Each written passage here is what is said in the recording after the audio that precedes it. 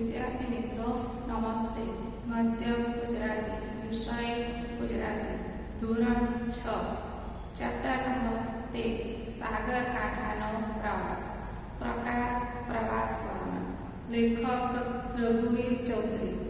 गया क्लासमां आपणे शीख्या हता पाठमां आपणे जोयुं हतुं के वर्ग शिक्षक सोमनाथ ए 3 विद्यार्थीओनी समितिनी रचना करे छे।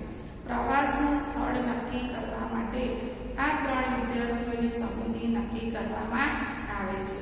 વરુણ, સિંધુ અને રેતી આ 3 વિદ્યાર્થીઓ। વર્ગ શિક્ષક સોમનાથભાઈ એ વર્ગના કોઈ પણ વિદ્યાર્થીનો જન્મદિવસ હોય તો એને અચૂક શુભેચ્છા પાઠવતા હતા, પરંતુ વર્ગના પ્રતિનિધિ સિંધુનો જે દિવસે જન્મદિવસ હતો એ દિવસે શિક્ષક એને શુભેચ્છા પાઠવવાનો ભૂલી ગયા હતા અને એમને એવું થયું કે આજે હું કેમ ચૂકી ગયો। પ્રસ્તુત જે ચેપ્ટર છે એમાં દરિયા કિનારો ગુજરાતના દરિયા કિનારે આવેલા જે સ્થળો છે એ સ્થળોની વિશેષતા એની વિશિષ્ટતા બતાવવામાં આવી છે। તો આપણે અગાઉના ક્લાસમાં આ દરેક વિશે ચર્ચા કરી હતી। હવે બાકીનો જે પાઠ છે એ આપણે હવે જોઈશું। તો અત્યારે આપણે બાકીના આગળના પાઠની ચર્ચા કરીએ છીએ। તો શાબાશ રેતી વિદ્યાર્થીઓને મીઠાઈ વહેંચે છે એ દરમિયાન સિંધુ સમિતિએ જે નક્કી કર્યા હતા સ્થળો, સમિતિનો જે અભિપ્રાય હતો એ જાહેર કરે છે વર્ગમાં અને એમાં કચ્છનું માંડવી, દક્ષિણ ગુજરાતનું તિથલ અને સૌરાષ્ટ્રનું માધવપુર આ 3 સ્થળો વિશે પ્રસ્તાવ મૂકે છે। શાબાશ, તમે દરિયા કિનારાના સ્થળ પસંદ કર્યા એ મને ગમ્યું। છેલ્લે આપણે આબુ અંબાજી ગયા હતા। રસ્તામાં મેં તમને એક લેખ વાંચી સંભળાવ્યો હતો। પુણ્યના પર્વત જેવા રવિશંકર મહારાજ એના લેખક હતા સ્વામી આનંદ। સિંધુએ કહ્યું। હવે શિક્ષક કહે છે કે શાબાશ। કેમ શાબાશ કહે છે? શાબાશી આપે છે। કેમ? તો વિદ્યાર્થીઓની સમિતિએ જે સ્થળો નક્કી કર્યા હતા એ સ્થળો દરિયા કિનારાના હતા। દરિયા કિનારાના સ્થળોની પસંદગી કરી હતી। આથી શિક્ષક સોમનાથભાઈ ખૂબ ખુશ થઈ ગયા અને કહે છે કે તમે દરિયા કિનારાના સ્થળો પસંદ કર્યા એ મને ખૂબ ગમ્યું। છેલ્લે આપણે આબુ અંબાજીનો પ્રવાસ કર્યો હતો। આપણે આબુ અંબાજીના પ્રવાસે ગયા હતા અને રસ્તામાં મેં તમને એક લેખ વાંચી સંભળાવ્યો હતો। લેખ એટલે લખાણ, નિબંધ। તો કહે છે કે મેં તમને એક લખાણ વાંચી સંભળાવ્યું હતું અને પુણ્યના પર્વત જેવા રવિશંકર મહારાજ આવો લેખ મેં તમને વાંચી સંભળાવ્યો હતો। પુણ્યનો વિરોધી છે પાપ। આ વિરોધી શબ્દ છે। પાપ પુણ્ય, પુણ્ય પાપ। તો પુણ્યના પર્વત જેવા રવિશંકર મહારાજ, પર્વત એટલે ગીરી, પહાડ। રવિશંકર મહારાજ વિશે તમે પહેલા સેમેસ્ટરમાં શીખી ગયા છો। એમના વિશે આપણે આપણા પાઠ્યપુસ્તકમાં એ પહેલા સેમેસ્ટરમાં એમના વિશે આવી ગયું છે। તો આના વિશેનો લેખ શિક્ષકે વાંચી સંભળાવ્યો હતો અને એના લેખક છે કે પછી આગળ સોમનાથભાઈ બોલતા નથી, તરત જ સિંધુએ જવાબ આપ્યો। સિંધુ તરત જ બોલી ઉઠે છે સ્વામી આનંદ। તો એના લેખક કોણ છે? સ્વામી આનંદ। પર્વતની ઊંચાઈ જોનારે સમુદ્રના ઊંડાણ વિશે પણ જાણવું જોઈએ। ગોળમેજી પરિષદમાં ભાગ લેવા ગાંધીજી ઇંગ્લેન્ડ જઈ રહ્યા હતા।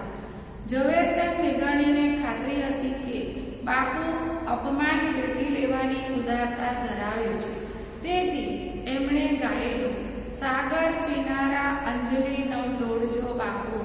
ગાંધીજી દરિયાદિલ હતા। એમણે કદી કોઈને શાપ ન આપ્યો, આશીર્વાદ આપ્યા।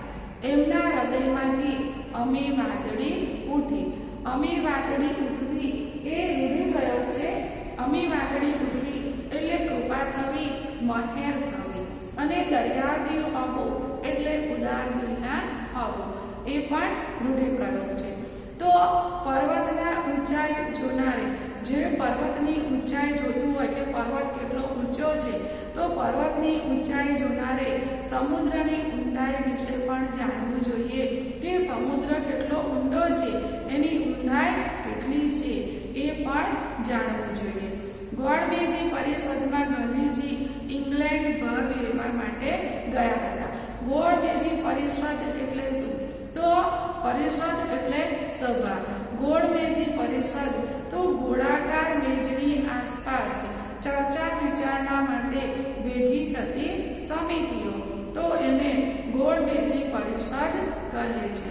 ગોળાકાર મેજ હોય એની આસપાસ જુદી જુદી સમિતિઓ ચર્ચા વિચારણા માટે ભેગી થતી હોય છે, તો એના માટે શબ્દ વપરાય છે ગોળમેજી પરિષદ.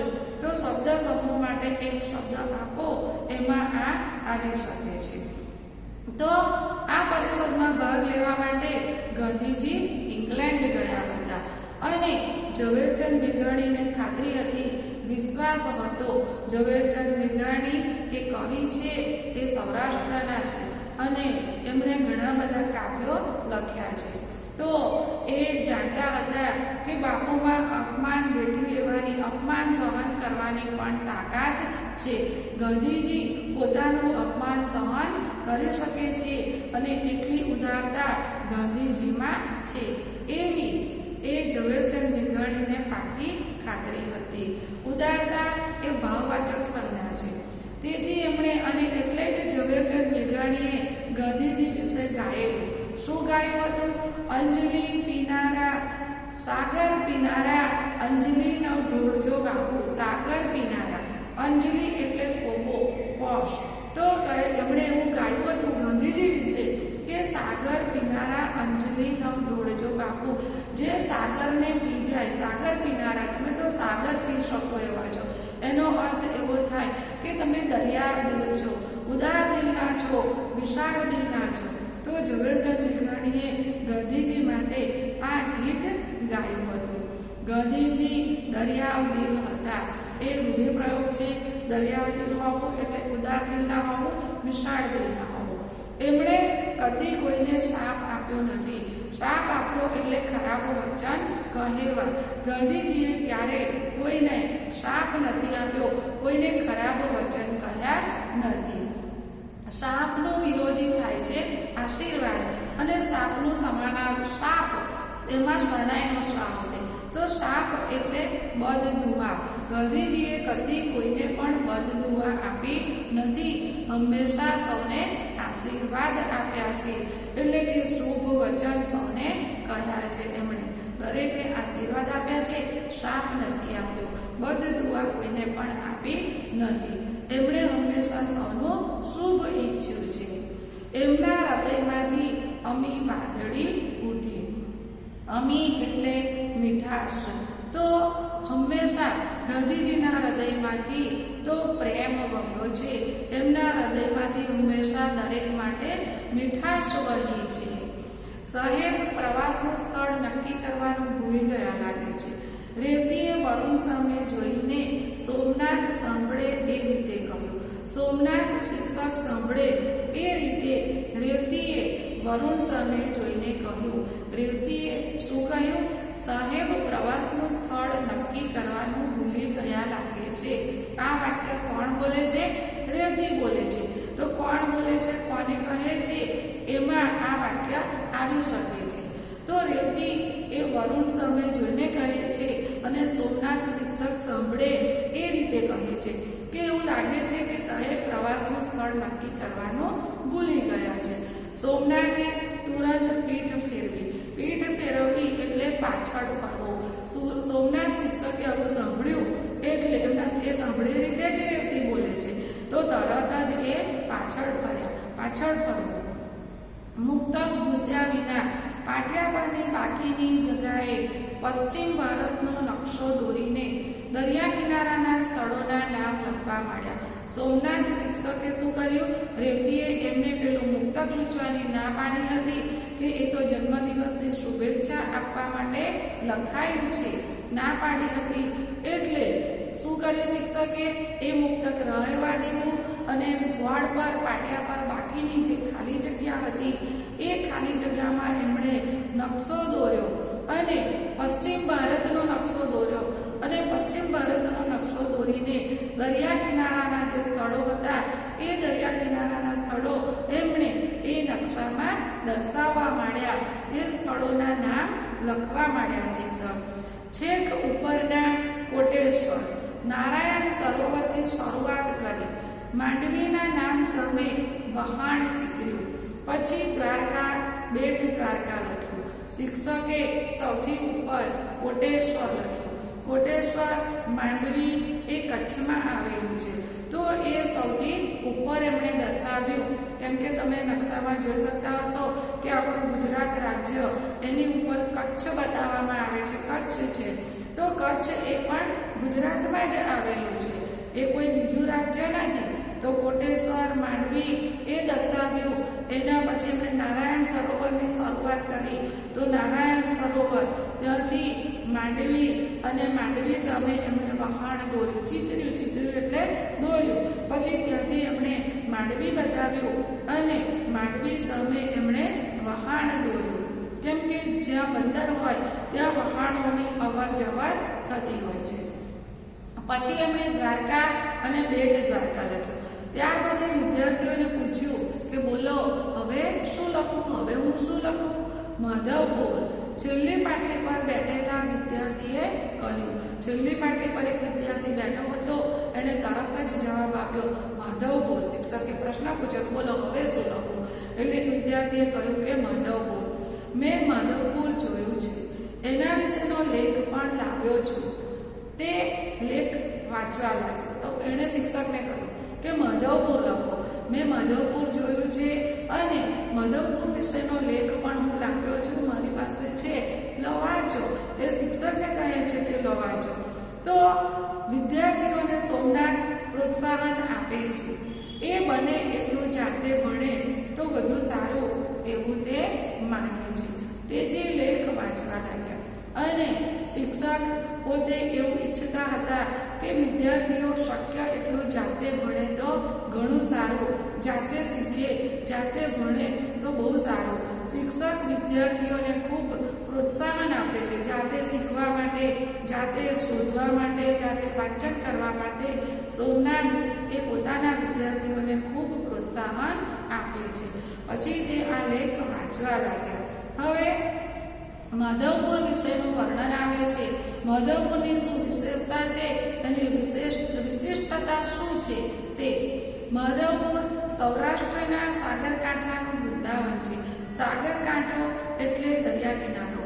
અહીં આપણે જોઈ ગયા કે અહીંયા જે ચેપ્ટરનું શીર્ષક આપવામાં આવ્યું છે એનું શીર્ષક એવું જ છે, સાગરકાંઠાનો પ્રવાસ. તો માધવપુર એ સૌરાષ્ટ્રના સાગરકાંઠાનું વૃંદાવન કહેવાય છે. અહીં સદીએ મહાન સંતો આવ્યા છે. અહીં સદીઓ જૂના જળ છે. આંબલી, રાયણ, નળિયેરી, બે સુમાર છે. બે સુમાર એટલે પુષ્કળ, ખૂબ, અને સદીઓ, સદી એટલે 100 વર્ષ, એક સદી તો 100 વર્ષ. તો અહીં સદીઓ જૂના, માધવપુરમાં સદીઓ જૂના જળ છે, પુષ્કળ જળ છે. સદીઓ જૂના 100 વર્ષ જૂના અહીં જળ આવેલા છે. એમાં આંબલી, રાયણ અને નળિયેરીના ઝાડ પુષ્કળ છે. પપૈયા છે. અહીંના પોપટ પણ પપૈયા જેવા તાજા માજા છે. પપૈયાના ઝાડ પણ ખૂબ આવેલા છે અને ત્યાંના જે પોપટ છે, માધવપુરના પોપટ, એ પોપટ એમ કે પપૈયા જેવા તાજા માજા છે. પપૈયું કેવું તાજું માજું હોય એવું એ પોપટ પણ પપૈયા જેવા તાજા માજા છે. તો પોપટની સરખામણી એ પપૈયા સાથે કરી છે. અહીં રૂકીમણી શ્રી કૃષ્ણના લગ્ન દર વર્ષે ઉજવાય છે.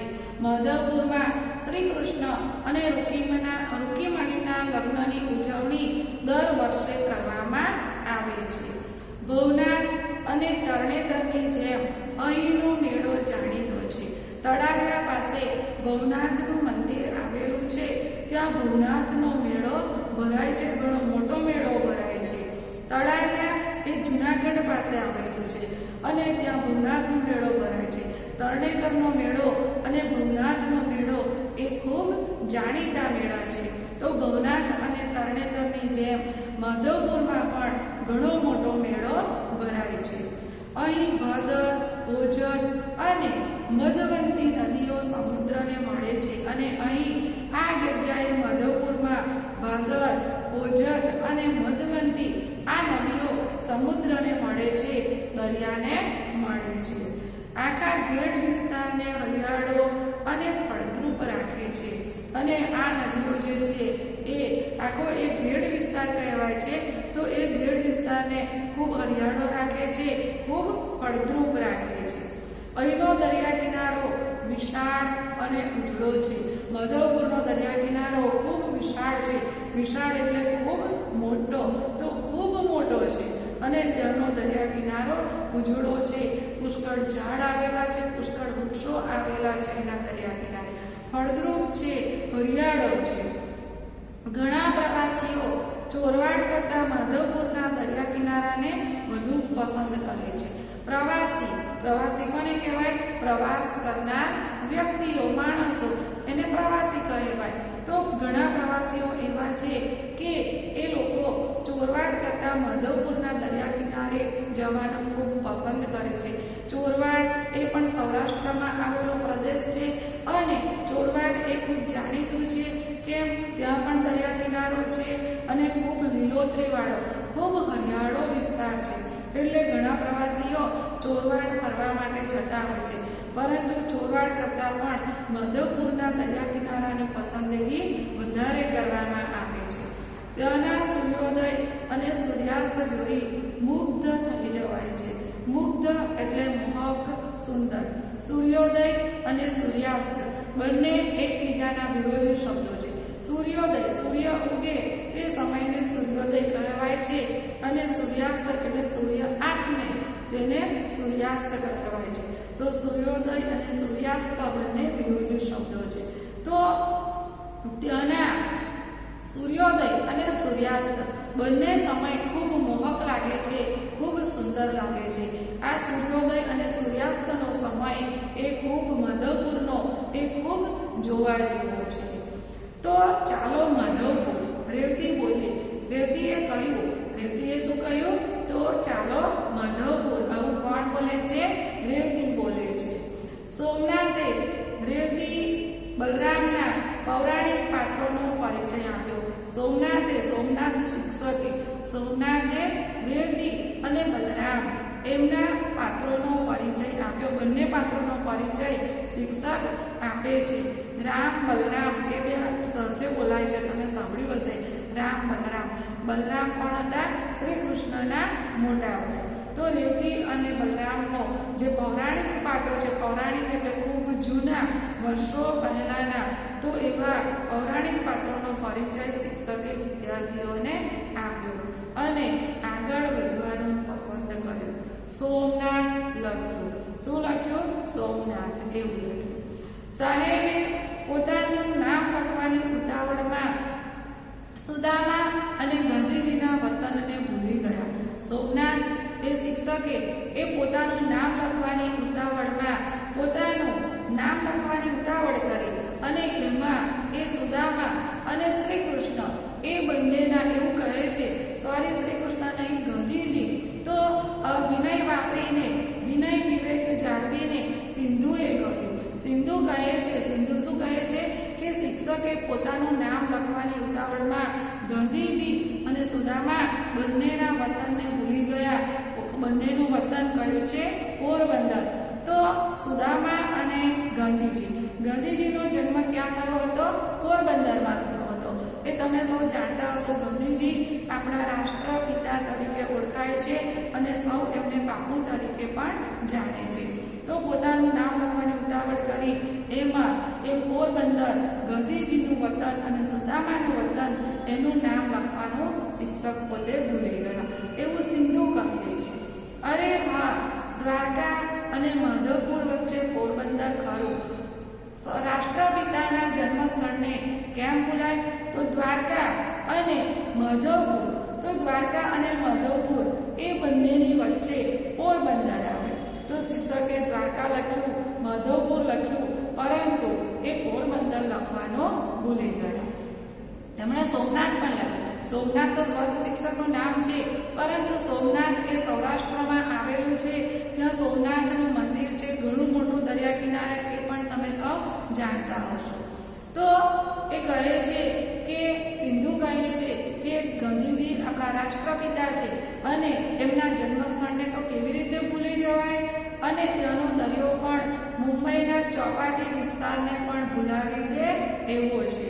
સિંધુ કહે છે કે ત્યાંનો દરિયો, સોમનાથનો દરિયો એ મુંબઈની ચોપાટીને પણ ભૂલાવી દે એટલો સુંદર ત્યાંનો દરિયા કિનારો છે. તો સોમનાથનું પ્રવાસ ક્ષેત્ર મનુષ્યના પુરાતન નિવાસનું કેન્દ્ર છે. આ દરેક સ્થળની વિશિષ્ટતા બતાવવામાં આવી છે, એની વિશેષતા બતાવવામાં આવી છે કે પોરબંદર એ આપણા રાષ્ટ્રપિતા ગાંધીજી અને સુદામાનું વતન છે, અને સોમનાથનું પ્રવાસ ક્ષેત્ર જે છે એ મનુષ્યના પુરાતન નિવાસનું કેન્દ્ર છે. પુરાતન એટલે પ્રાચીન, ખૂબ જૂનું, અને એનું વિરોધી શબ્દ છે અદ્યતન. પુરાતન, અદ્યતન. અદ્યતન એટલે હાલનું, અત્યારના સમયનું, અને પુરાતન એટલે પ્રાચીન, જૂના સમયનું. તો એ સમાનાર્થી શબ્દ છે. પુરાતન અને અદ્યતન એ બંને એકબીજાના વિરોધી શબ્દ છે. તો સોમનાથનું જે પ્રવાસ ક્ષેત્ર છે એ મનુષ્યના પુરાતન નિવાસનું એટલે રહેવાનું એ મુખ્ય કેન્દ્ર છે. નિવાસ કરવો એટલે રહેવું. પ્રવાસ ક્ષેત્ર પણ ખૂબ જાણીતું છે. ત્યાં શ્રી કૃષ્ણ ભગવાનને પીપળાના વૃક્ષ નીચે બેઠા હતા ત્યારે એમના પગમાં ત્યાં તીર વાગ્યું હતું અને ત્યાં એમનો દેહ વિલય થયો હતો. એટલે પ્રભાસ ક્ષેત્ર પણ ખૂબ જાણીતું છે, જે સોમનાથ પાસે આવેલું છે. તો આ બધી એની વિશિષ્ટતાઓ છે. આ વિસ્તારમાંથી મનુષ્યની પ્રાચીનમાં પ્રાચીન ખોપરી મળી આવી છે, અને એ વિસ્તારમાંથી માણસની ખૂબ જૂનામાં જૂની, પ્રાચીનમાં પ્રાચીન, ખૂબ જૂની મનુષ્યની ખોપરી પણ ત્યાંથી મળી આવી છે. અહીંનું મંદિર અનેકવાર તૂટ્યું. સોમનાથનું મંદિર ઘણીવાર તૂટ્યું છે. મોહમ્મદ ગજનીએ એના પર ચઢાઈ કરી હતી, અને એવું કહેવાય છે કે 17 વખત સોમનાથના મંદિર પર ચઢાઈ કરી હતી, અને અનેકવાર આ મંદિર તૂટ્યું છે. લૂંટફાટ કરવા માટે એના પર ચઢાઈ કરી હતી, અને એ મંદિરનો જીર્ણોદ્ધાર પણ વારંવાર કરવામાં આવ્યો છે. તો ભક્તોની શ્રદ્ધા વધતી રહી. અનેકવાર તૂટ્યું સોમનાથનું મંદિર, છતાં પણ ભક્તોની શ્રદ્ધા તો વધતી જ રહી છે, વધતી જ રહી છે. અને અત્યારે જે ભવ્ય મંદિર આખા દેશના યાત્રીઓને ખેંચી લાવે છે એ 7મું છે. અત્યારે જે સોમનાથનું મંદિર છે એને ભવ્ય મંદિર કહેવામાં આવે છે. દરેક મંદિરને ભવ્ય કહેવાતું નથી, પરંતુ જે ખૂબ મોટું, જે એટલું બધું સોમનાથનું જે મંદિર છે એ મંદિર માટે ભવ્ય શબ્દ વાપરવામાં આવ્યો છે. એની ભવ્યતા આપણે જોઈ શકીએ છીએ. તમે પણ કેટલાકે તમારામાંથી સોમનાથનું મંદિર જોયું હશે. તો એ ભવ્ય મંદિર છે, અને એ મંદિર યાત્રીઓને દર્શન કરવા માટે ખેંચી લાવે છે. એવું કહે છે કે અત્યારે જે મંદિર છે એ 7મું મંદિર છે, એટલે એ 7 વખત એનું બાંધકામ થયું છે, અનેક વાર તૂટ્યું છે. પરંતુ અત્યારે જે જોઈ શકીએ છીએ આપણે સોમનાથમાં મંદિર એ 7મું મંદિર છે. દ્વારકાનું ત્રિલોક સુંદર જગત મંદિર પણ સમુદ્ર કિનારાની શોભા છે. તો દ્વારકાની અંદર જે મંદિર આવેલું છે દરિયા કિનારા પર, જગત મંદિર, એ મંદિર ત્રિલોક જગત મંદિર, એ મંદિર પણ દરિયા કિનારાની શોભા છે, સમુદ્ર કિનારાની શોભા છે. સમુદ્ર એટલે દરિયો. તો અહીં આપણે આજે અહીંયા સુધી આપણે જોઈએ છીએ, અને બાકીનો જે પાઠ છે એ આપણે પછીના તાસમાં જોઈશું. જેટલે સુધી આપણે આજે શીખ્યા છીએ એમાંથી જે પ્રશ્નો આવે છે, અભ્યાસ અને સ્વાધ્યાયના પ્રશ્નો, એની પણ સાથે સાથે આપણે ચર્ચા કરી લઈશું. તો તમે એ પ્રશ્નોના ઉત્તર પણ તૈયાર કરી શકો. તો હવે આપણે પ્રશ્નો જોઈશું. અહીં અભ્યાસના પ્રશ્નો આપવામાં આવ્યા છે. પ્રશ્ન નંબર 2,